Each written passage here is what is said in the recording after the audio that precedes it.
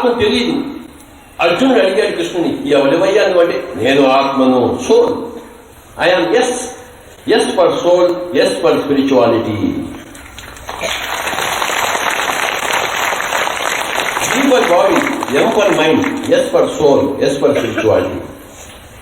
M for mental case, S for spiritual master, my hero.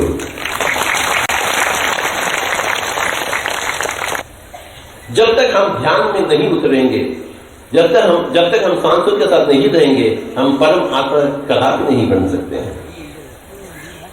अगर आपको एक परम आत्मा बननी है तो तिरुपति को भूल जावे, काशी को भूल जावे, अपने घर में बैठे सांसों के साथ एक हो जावे मेरे प्यारे दोस्तों, तो हम परम आत्मा बन जाएंगे निश्चित रूप से. ఎవరైతే ధ్యానం చేస్తారో వారు తీర్థయాత్రలో ఉన్నవారు, తీర్థం రోజుతున్నవారు, తరిస్తున్నవారు, పరమ ఆత్మ అవుతున్నవారు.